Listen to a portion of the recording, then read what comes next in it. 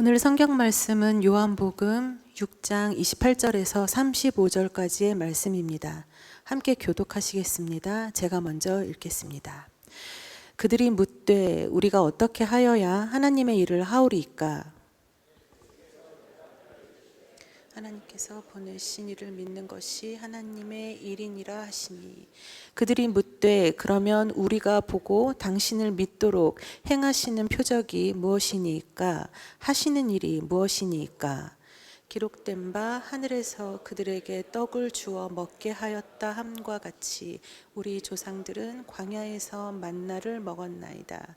예수께서 이르시되 내가 진실로 진실로 너희에게 이르노니 모세가 너희에게 하늘로부터 떡을 준 것이 아니라 내 아버지께서 너희에게 하늘로부터 참 떡을 주시나니, 하나님의 떡은 하늘에서 내려 세상에 생명을 주는 것이니라. 그들이 이르되 주여 이 떡을 항상 우리에게 주소서. 예수께서 이르시되 나는 생명의 떡이니 내게 오는 자는 결코 줄이지 아니할 터이요 나를 믿는 자는 영원히 목마르지 아니하리라. 아멘.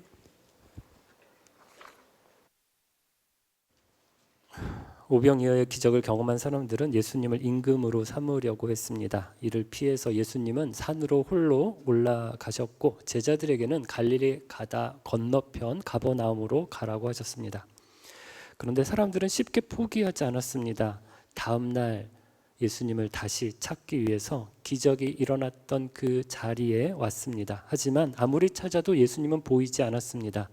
그래서 그들은 제자들이 향한 가버나움으로 배를 타고 건너갔습니다. 마침내 그곳에서 그들은 예수님을 만나게 되었습니다. 그들은 놀라서 예수님께 물었습니다. 랍비여, 언제 여기 오셨습니까? 그때 예수님께서 대답하셨습니다. 썩을 양식을 위하여 일하지 말고 영생하도록 있는 양식을 위하여 하라. 오늘 본문은 그에 대한 사람들의 질문으로 시작합니다. 28절입니다. 그들이 묻되 우리가 어떻게 하여야 하나님의 일을 하오리이까? 예수님이 영생하도록 있는 양식을 위하여 일하라라고 하시니 사람들이 다시 묻습니다. 그렇다면 영생의 양식이 무엇입니까? 하나님이 원하시는 일은 무엇입니까? 우리가 무엇을 해야 하나님을 기쁘시게 할 수 있습니까? 여러분, 꼭 목사가 되고 선교사가 되어야만 하나님의 일을 하는 것이 아니다. 교회 직분을 맡아서 눈에 보이는 어떤 봉사를 해야만 하나님의 일을 하는 것이 아니다라고 하는 말씀을 지난주에 드렸습니다. 그렇다면 도대체 무엇이 하나님의 일일까요? 29절에서 예수님이 이렇게 말씀하십니다. 하나님께서 보내신 일을 믿는 것이 하나님의 일이니라 하시니. 28절 앞에 읽었던 성경을 보면 우리가 읽은 성경은 하나님의 일이라고 단수로 번역을 했지만 원어를 보면 하나님의 일들이라고 해서 복수로 되어 있습니다. 사람들은 하나님을 기쁘시게 하려면 여러 가지 일들을 해야 된다고 생각했습니다. 그래서 하나님의 일들이 무엇입니까? 라고 복수로 예수님께 사람들이 물었습니다. 그런데 예수님은 단 하나를 말씀하십니다. 하나님이 보내신 일을 믿는 것, 그 일 하나가 하나님의 일이라는 것입니다. 그렇다면 하나님이 보내신 이는 누굴까요? 우리가 다 아는 것처럼 예수님이십니다. 그러므로 하나님의 일은 무슨 거창한 일을 하는 게 아니라 바로 예수님을 믿는 게 하나님의 일입니다. 이렇게 말하니까 어떤 분은 하나님의 일을 하는 거 굉장히 쉽네, 이렇게 생각할 수 있습니다. 그런데 과연 예수님을 믿는 일이 별거 아닌 걸까요? 아닙니다. 예수님을 믿는 일은 정말 굉장한 일입니다. 정말 놀라운 일입니다. 제가 모스크바에 있을 때 튀르키예 갑바도기아를 여행한 적이 있습니다. 그 곳에는 땅속에 묻힌 지하 도시들이 있습니다. 그중 하나가 데린구유라고 하는 곳인데 깊은 운물이라는 뜻입니다. 그 깊이가 무려 15층이나 지하 15층이나 된다고 합니다.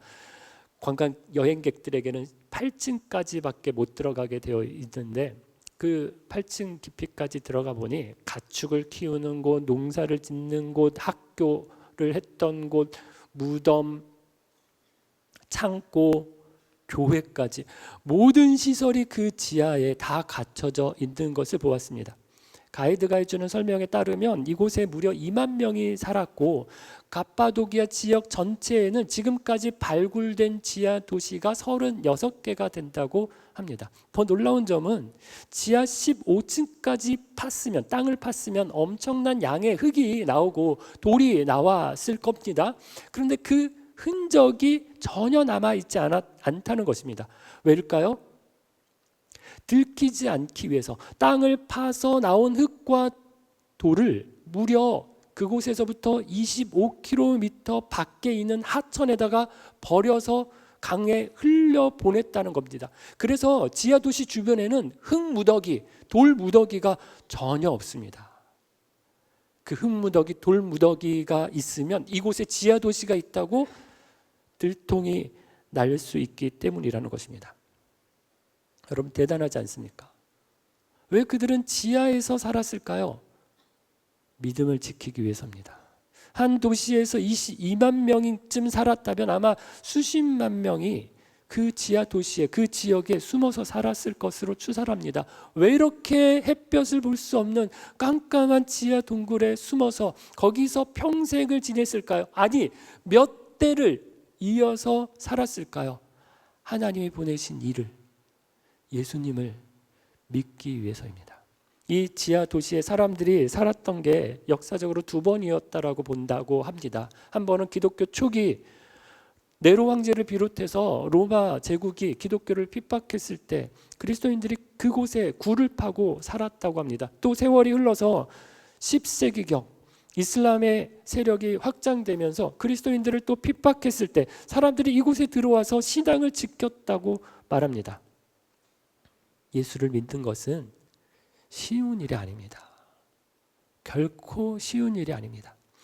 예수님은 하나님의 일이 예수님을 믿는 것이다 라고 하셨지만 이 믿음은 단순히 그래 나 믿어 고개 끄덕끄덕 하는 수준의 믿음이 아니라는 것입니다. 생명을 걸고 삶 전체를 들여서 믿어야 한다는 것입니다. 지난 수요 기도회 때 무슬림 지역에서 사역하다 추방을 당한 선교사님이 오셔서 선교 보고를 했습니다. 그분은 선교사 한 명이 평생을 그 땅에서 사역을 해도 전도된 사람 한 사람을 얻기도 어려운 것이 무슬림 지역의 상황이라고 보고했습니다. 열매가 보이지 않아도, 열매가 없어도 그곳에 머물러서 버티고 또 버티는 것이 자신과 같은 무슬림 사역을 하는 사람들, 선교사들의 사역이다. 이를 위해서 기도해 달라고 기도 요청을 했습니다. 왜 이렇게 복음 전도가 어려울까요? 무슬림 사회에서 개종은 곧 생명을 거는 일이기 때문입니다. 오늘날 우리는 어떻습니까? 예수 믿는다고 누가 우리를 잡아가거나 고문을 하거나 죽이지 않습니다. 그래서 예수 믿는 게 쉬워 보일 수 있습니다. 하지만 정말 제대로 예수를 믿으려면 여전히 어렵습니다. 그냥 교회 왔다 갔다 하고 예배 드리는 정도, 그냥 밥 먹을 때 잠깐 식사 기도하는 정도면 쉬울 수 있습니다.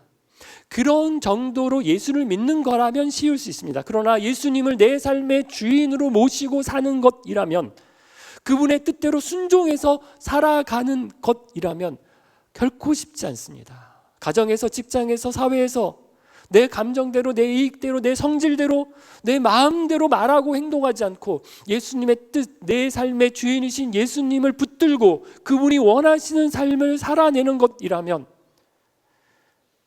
그건 지하 도시에서 사는 것처럼 불편과 희생을 감수해내야 하는 일입니다.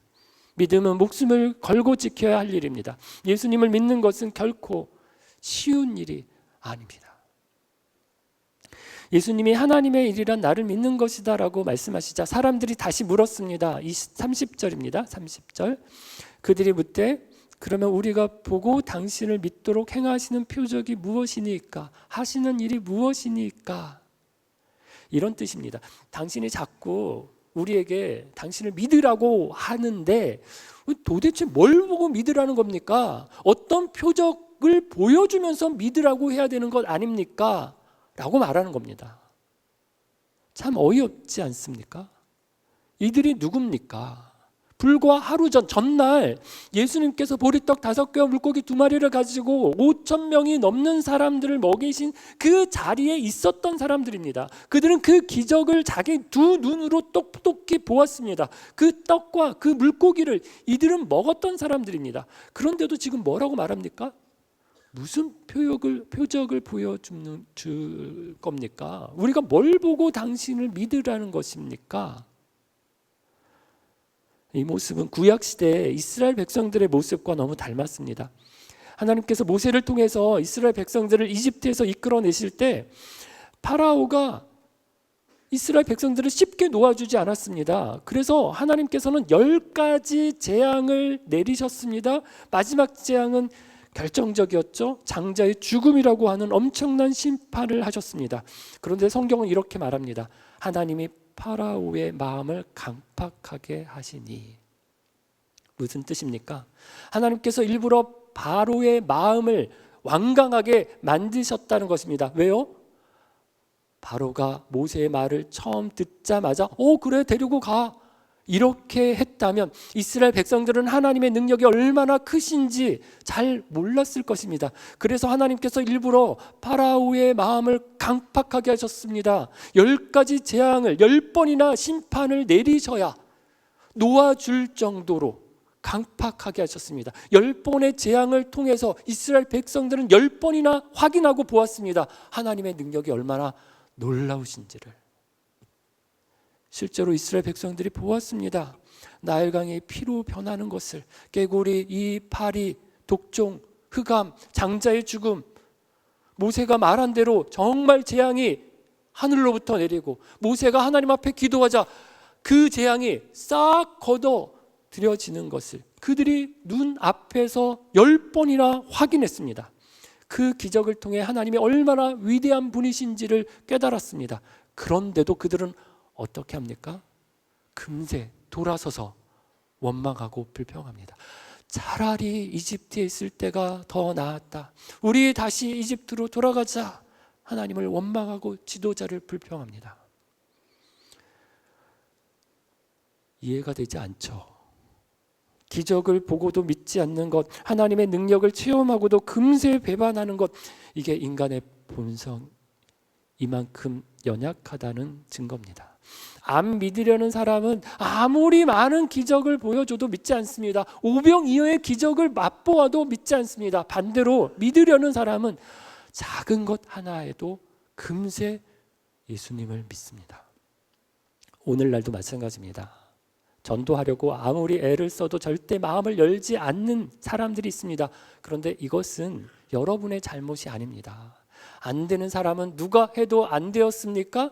예수님도 안 되셨습니다. 예수님께서 친히 하늘로부터 내려오셔서 사람들 앞에 나타나셔서 하나님의 말씀을 전해 주셨습니다. 직접 복음을 증거했습니다. 기적을 직접 그들의 눈앞에서 행해 보여주셨습니다. 하지만 사람들은 믿지 않았습니다. 그 기적의 현장에 있었던 사람들조차 믿지 않았습니다. 사도 바울도 마찬가지입니다. 바울은 최고의 전도자라고 할 수 있죠. 그가 만난 사람들이 그렇다고 모두 예수님을 믿은 게 아닙니다. 오히려 바울을 죽이려고 했던 사람들이 훨씬 많았습니다. 그래서 바울은 많은 지역을 다녔는데 일부러 전도하려고 다닌 것도 있지만 사실 사람들을 피해서 다니면서 복음을 전한 것입니다. 여러분, 예수를 믿는다는 것은 어려운 일입니다.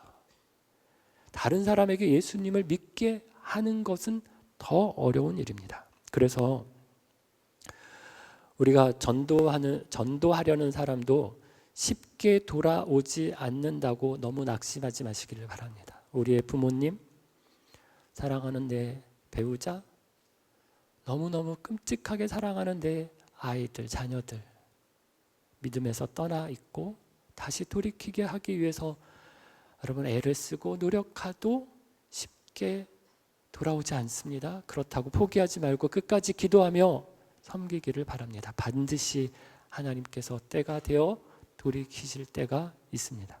예수의 예자도 교회의 교자도 꺼내기 어려운 사람, 절대 안 믿을 것 같이 보이는 사람이 어느 날 너무 쉽게 나 교회 한번 나가볼까?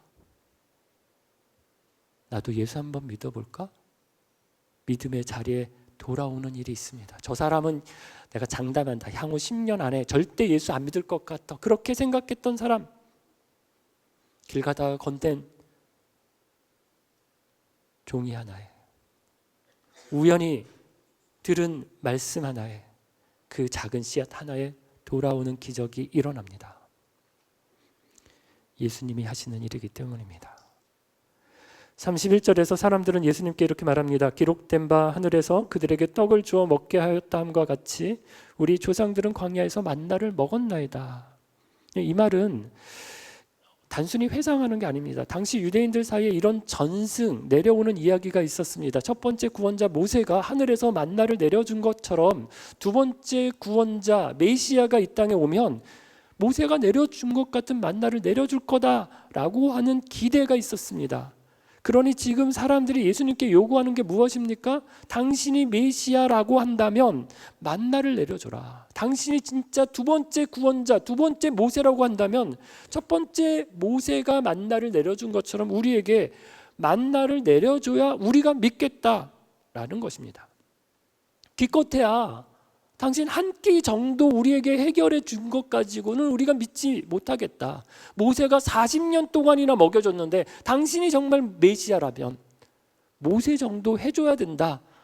우리가 그래야 믿을 것 아니냐라는 것이죠. 사람들의 요구에 예수님께서 이렇게 대답하십니다. 32, 33절입니다.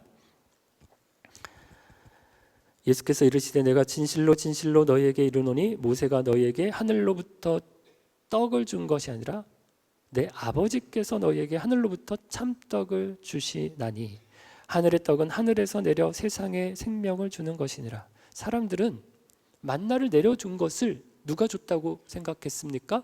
모세가 줬다라고 합니다. 하지만 예수님 말씀하십니다. 만나를 준 분은 모세가 아니라 하나님 아버지께서 하늘로부터 참떡을 주신 것이다라고 하십니다. 오늘날에도 여전히 사람 보는 사람들이 있습니다. 누가 제게 와서 기도를 받고 병이 나았다고 하면 그러면 그 사람은 밖에 나가서 사람들에게 이렇게 얘기합니다. 김용태 목사님 기도에 능력이 있더라. 내 병이 목사님 기도받고 나았다. 이렇게 말합니다. 그러면 어떻게 될까요? 저도 망하고 사람들도 망합니다. 유명한 기도원 원장이나 큰 교회 목사님들 이런 분들이 스스로 높이다가 아니 주위에서 막 높여주다가 무너지는 경우들을 우리가 너무 많이 봅니다. 왜 그럴까요? 사람들이 말합니다. 우리 목사님은 능력이 많으셔. 우리 목사님 기도하시면 다 응답받아. 이러면 그 목사님 진짜 자기가 그런 줄 알고 교만해지기 때문입니다. 그러나 이것은 목사만의 문제가 아닙니다. 우리 모두가 그렇습니다. 내가 기도했더니 이렇게 되었다. 내가 복음을 전했더니 이렇게 예수를 믿었다. 내가 섬겼더니 이렇게 성장했다, 부흥했다.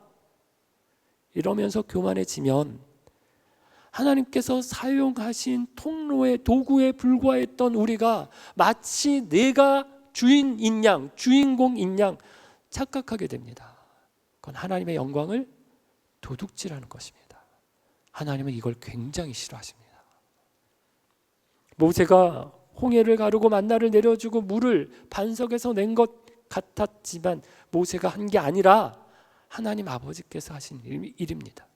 여호수아가 여리고성을 무너뜨리고 해와 달을 멈춘 것 같아 보였지만 여호수아가 한 일이 아니라 하나님께서 하신 일입니다. 기드온이 300명의 사람으로 미디안 군대 12만 5천 명을 무찌른 것 같지만 다윗이 돌멩이 하나를 가지고 골리앗 장군을 쓰러뜨린 것 같지만 모두 하나님 아버지께서 하신 일입니다. 그런데 모세가 딱 한 번 실수를 한 적이 있습니다. 이스라엘 백성들이 물이 없다고 또 원망할 때 하나님은 모세에게 반석에게 명하여 물을 내라고 말씀하셨습니다. 그런데 모세가 화가 났습니다. 원망하는 백성들에게 화가 나서 어떻게 했습니까? 자기가 가지고 있는 지팡이로 반석을 2번이나 치면서 이렇게 말했습니다. 내가 너희에게 물을 내랴. 누가 물을 낸 것입니까? 하나님께서 하신 일입니다. 그런데 마치 모세는 자기가 내가 너희에게 물을 내랴, 자기가 물을 내는 것처럼 말했습니다. 이 한 번의 교만으로 인해 모세는 가나안 땅에 들어가지 못했다라는 것을 우리가 알 수 있습니다. 여러분, 하나님이 하신 일을 내 공로로 돌리지 마십시오. 하나님은 종종 우리의 손을 통해서 일을 하십니다. 그 능력은 그러나 하나님의 것입니다. 어떤 일이 내 기도를 통해서, 어떤 내 섬김을 통해서 일어났다라고 해도 언제나 하나님이 하셨습니다 라고 입으로만 말하지 말고 정말 내 마음 깊은 곳에서 하나님께서 하셨습니다 라고 고백할 수 있는 저와 여러분 되기를 바랍니다. 예수님께서 사람들에게 말씀하십니다. 모세가 준 것이 아니라 내 아버지께서 주신 것이다. 그리고 이어서 35절에서 이렇게 선언하십니다. 같이 한번 읽어볼까요? 35절입니다. 예수께서 이르시되 나는 생명의 떡이니 내게 오는 자는 결코 줄이지 아니할 터이요 나를 믿는 자는 영원히 목마르지 아니하리라. 요한복음을 보면 예수님이 자신을 가리켜서 정의하는 구절들이 있습니다. 나는 무엇이다 라고 말씀하신 구절이 7번이 나옵니다. 여기 6장 35절 첫 번째입니다. 나는 생명의 떡이다. 8장에서 나는 세상의 빛이다. 10장에서 나는 양의 문이다. 나는 선한 목자다. 11장에서 나는 부활이요 생명이다. 14장에서 나는 길이요 진리요 생명이다. 마지막 15장에서 나는 참 포도나무다 라는 말씀을 하셨습니다. 그런데 예수님의 이런 선언들은 대부분 앞에 예수님께서 어떤 기적을 행하시고 기적과 연결해서 말씀하셨습니다. 오병이어의 기적을 행하신 후에 나는 생명의 떡이다라고 말씀하셨고, 앞을 못 보는 사람의 눈을 뜨게 해주신 다음에 나는 세상의 빛이다라고 말씀하셨습니다. 죽은 나사로를 살리신 후에 나는 부활이요 생명이다라고 말씀하셨습니다. 기적은 단순히 놀라운 사건이 아니라 예수님이 누구신지를 드러내기 위한 표지판입니다. 기적을 통해서 예수님은 자기 자신을 보여주시는 것입니다. 드러내신 것입니다. 예수님은 생명의 떡이라고 할 때 사람들은 그냥 먹는 떡만 생각합니다. 그래서 떡 좀 더 얻어 먹으려고 다음날 이렇게 갈릴리 건너편까지 온 것입니다. 거기다가 모세의 만나 이야기를 하면서 한 번 가지고는 부족합니다. 더 큰 이적 계속해서 보여달라고, 그러면 우리가 믿겠다라고 말했습니다. 이런 사람들에게 우리 예수님 자신이 떡이라고 하시는데, 예수님이 떡이라고 하는 말에는 3가지 의미가 있습니다. 첫째, 떡은 꼭 먹어야 합니다. 우리가 읽은 성경에는 떡이라고 번역되어 있지만 더 실감나게 표현하면 뭘까요? 밥입니다. 예수님은 밥입니다. 밥은 꼭 먹어야 합니다. 그런데 밥이 맛이 있나요? 밥만 먹어도 맛있어. 살찌는 분들은 이렇게 얘기하시는 분들도 있습니다. 근데 맨밥만 먹으면 솔직히 맛이 없습니다. 러시아 사람들의 주식은 빵입니다. 그러면 러시아는 빵이 이제 되게 많고 되게 빵이 맛있을 것 같은데 정말 러시아 가면 빵이 맛이 없습니다. 딱딱하고 질기고 맛 하나도 없습니다. 그래서 러시아에 살 때 한국에 가끔 들어오면 제일 먹고 싶은 거 짜장면하고요, 한국빵입니다. 한국빵 정말 맛있습니다. 러시아 빵이 맛없는 이유는 무엇일까요? 러시아 사람들의 밥이기 때문입니다. 주식이기 때문입니다. 팥빵, 소보르빵, 크림빵 이런 건 간식이지 밥이 될 수 없습니다. 매일 그런 빵만 먹으면 질려서 못 먹습니다. 여러분, 예수님도 마찬가지입니다. 한때 예수님이 너무 좋습니다. 성경만 읽어도 쭉쭉 눈에 쏙쏙 들어옵니다. 예배 씨가 말씀을 들어도 너무너무 귀하게 들리고 꿀같이 들리던 때가 있었습니다. 하지만 시간이 흐르면 감정이 무뎌지고 말씀도 밋밋하게 느껴지고 신앙이 식은 것처럼 보일 때가 있습니다. 그렇다고 예수님을 멀리하면 어떻게 될까요? 살 수가 없습니다. 맛이 없어도 밥을 먹어야 살듯이 예수님 없이는 우리의 영혼이 죽는 것입니다. 둘째, 밥은 누구에게나 필요한 것입니다. 코스 요리를 먹어보신 적 있으시죠? 중국집이나 양식집 가면 이렇게 코스대로 이렇게 쭉 나옵니다. 그리고 마지막에 웨이터가 와서 묻습니다. 식사는 뭘로 하시겠어요? 지금까지 먹은 건 뭐지? 이런 생각이 들 때가 있는데 요리였죠. 식사는 밥입니다. 사람마다 입맛은 다릅니다. 고기를 먹는 사람, 못 먹는 사람, 매운 걸 먹는 사람, 못 먹는 사람. 하지만 밥은 다 먹습니다. 예수님도 마찬가지입니다. 어떤 사람은 철학을 좋아하고 어떤 사람은 과학을 좋아하고 어떤 사람은 예술을 좋아합니다. 그런 건 개인의 선택일 수 있습니다. 그러나 예수님은 누구에게나 필요한 분입니다. 남자든 여자든 부자든 가난하든 건강하든 병들었든 어린이든 노인이든 우리 모두는 예수님 없이는 살 수 없는 사람들입니다. 셋째, 밥은 날마다 먹어야 합니다. 어제 밥 잘 먹었다고 오늘 굶는 사람은 없습니다. 사실 어제 저녁에 사랑부 교사 원래가 있어서 갔는데 정말 밥을 엄청나게 많이 주셔서 제가 그 밥을 3번이나 떠 먹었습니다. 그랬더니 나중엔 소화제까지 주시더라고요. 오늘 아침은 그래서 제가 밥을 안 먹었습니다. 그런데 점심은 꼭 먹고 싶습니다. 먹어야 됩니다. 매일 먹어야 합니다. 신앙도 똑같습니다. 그때 은혜 받았지. 그 시절 내가 참 뜨거웠지. 그럼 그건 어제, 그건 과거입니다. 나눔 시간마다 간증하라고 할 때마다 10년 전 이야기만 간증하는 사람이 있습니다. 쌍팔년도 부흥의 이야기만 꺼내는 사람이 있습니다. 안타까운 일입니다. 그럼 지난주 월요일 점심 때 뭐 드셨습니까? 기억 안 나시죠? 근데 드신 것 같죠? 먹었습니다. 신앙도 그렇습니다. 지금 은혜를 받아야 합니다. 오늘 예수님을 만나야 합니다. 옛날에 좋았지가 아니라 지금 오늘 이 시간도 좋아야 합니다. 신앙은 현재형이어야 합니다. 예수님은 생명의 밥이십니다. 그 밥은 반드시 먹어야 됩니다. 누구나 먹어야 합니다. 날마다 먹어야 합니다. 오늘도 예수님 없이는 살 수 없습니다. 그분이 나의 밥입니다. 나의 생명입니다. 날마다 예수님 사모하며 그분의 은혜로 살아가는 저와 여러분 되기를 바랍니다. 사랑하는 빛소금 가족 여러분, 사람들이 찾아와서 예수님께 이야기합니다.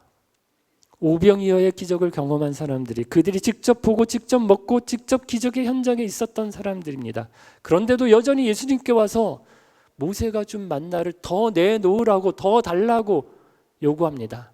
하지만 그 만나가 무엇입니까? 하루를 버티기 위한 육신의 양식일 뿐입니다. 배는 채워졌을지 몰라도 영혼은 여전히 공허했던 양식이었습니다. 예수님은 말씀하십니다.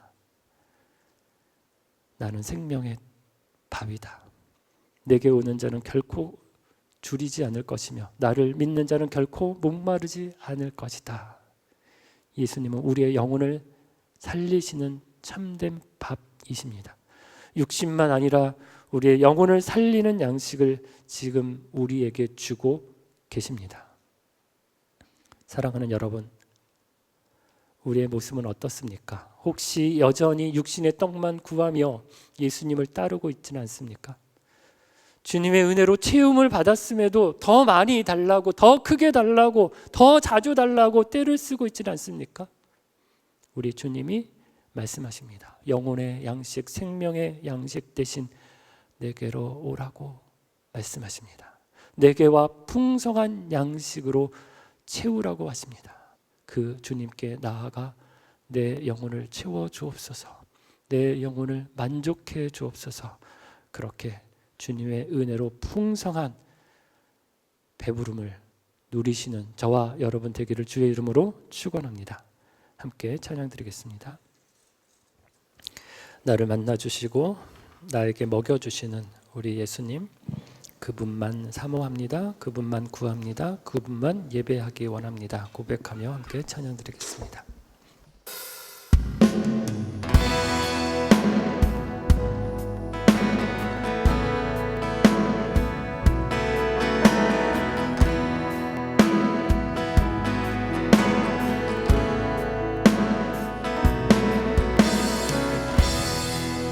주님 당신이 내 삶 구석구석까지 감찰하시며 나를 원하시는 분, 내 길을 밝혀서 영원한 생명의 길로 인도하시며 나를 격려하시는 분, 작은 갈등을 겪곤 하지만 항상 결국 당신을 선택합니다. 나의 유일한 고백의 대상은 오직 하나님, 당신뿐입니다. 나의 유일한 고백의 대상은 오직 하나님, 당신뿐입니다. 나의 예배를 받으소서, 홀로 영광을 받으소서. 주여, 나의 주여.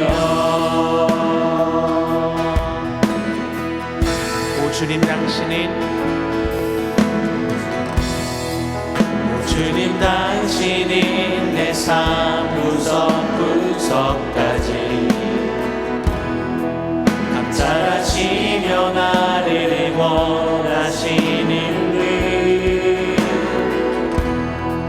내 길을 밝혀서 영원한 생명의 길로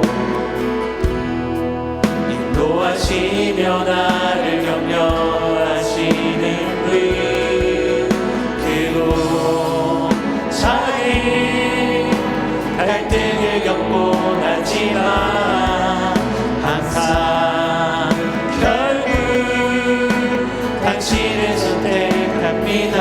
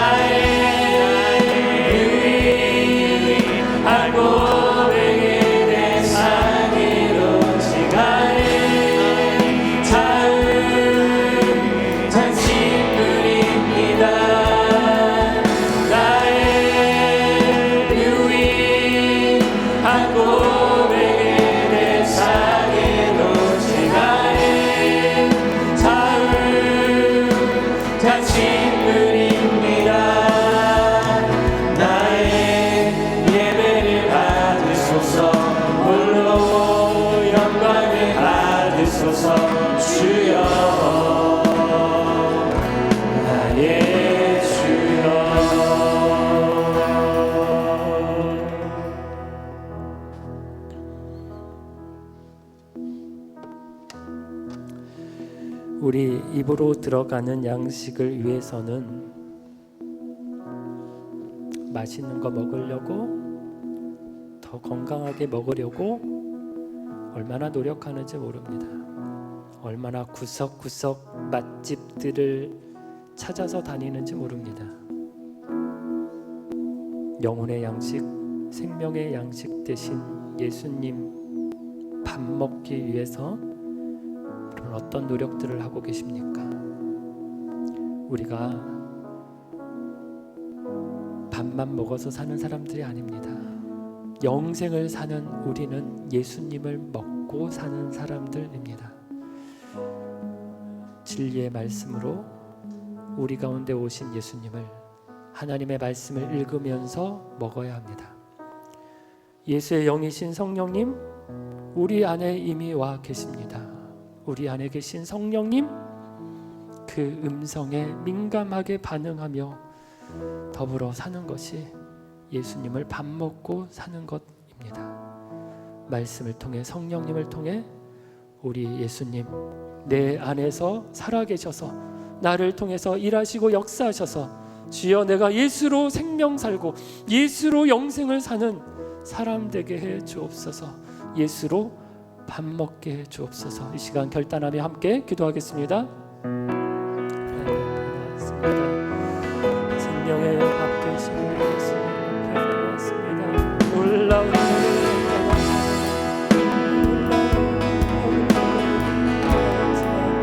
여전히